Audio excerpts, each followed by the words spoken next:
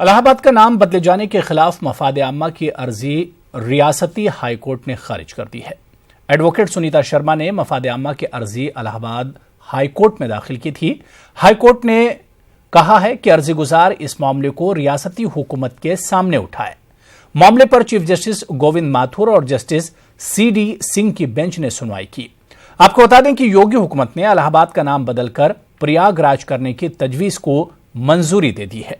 खबर यूपी से है, जहां मुख्तलिफ इलाकों में हुए फसादात के तहकीक करने वाली खुसूसी टीम के सरबराह साबिक IIG पुलिस SR दारापुरी ने कहा है कि फसाद ज़दा इलाकों का दौरा करने के बाद जो मंजरनामा सामने आया है वो अफसोसनाक भी है और तशवीशनाक भी।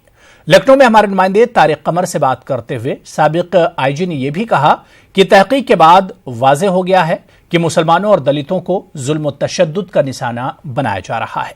दारापुरी के मुताबिक अक़लियतों पर जुल्म BJP और RSS के इशारे पर एक तयशुदा हिकमत अमली के तहत किया जा रहा है।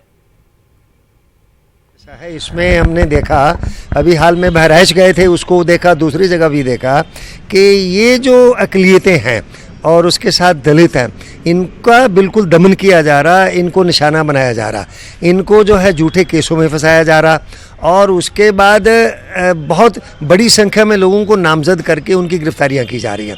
और इसके पीछे मुझे तो एक ही मकसद लगता है कि जो वर्तमान जो सरकार है और जो RSS है, ख़ासतौर से RSS है, उनकी एक ये नीति है कि जो तबके उनके साथ नहीं है या उनसे सहमत नहीं है, उनका दमन किया जाए और उनको ज़बरदस्ती से झुकाया जाए, ताकि वो आगे आने वाला जो चुनाव है उसमें उनके खिलाफ जो है वो जाने की हिम्मत ना करें और कोई आवाज़ नहीं उठाए।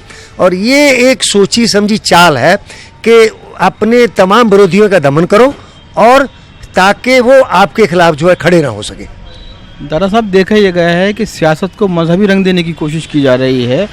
तरक्याती जो इश्यूज़ थे वो बहुत पीछे कहीं रह गए हैं और सिर्फ मजहब की और तशद्दुद की बात की जाती है। तो क्या कुछ देखते हैं आप जैसे जिम्मेदार लोग?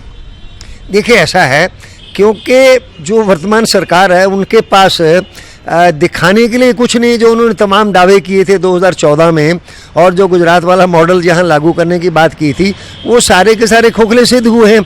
किसी भी फ्रंट पर जो है ये सरकार कोई भी अपनी उपलब्धि जो है गिनाने की स्थिति में नहीं है। तो ऐसे में फिर ये अपना पुराना हथकंडा अपना रहे हैं और बीच में मंदिर की बात ला रहे हैं, या फिर जो है हिंदू मुस्लिम झगड़े खड़े करके हिंदू मुस्लिम ध्रुवीकरण की कोशिश कर रहे हैं। तो ये दर्शाता है कि वर्तमान सरकार जो है वो अब अगला जो चुनाव लगता है कि वो पहले तो विकास के नाम पे लड़ा था, विकास के नाम पे कुछ नहीं हुआ, अब वो फिर धर्म को लाके, मंदिर को लाके लोगों का पोलराइजेशन करके जो है उसका जो फ़ायदा उठाने की कोशिश कर रही है।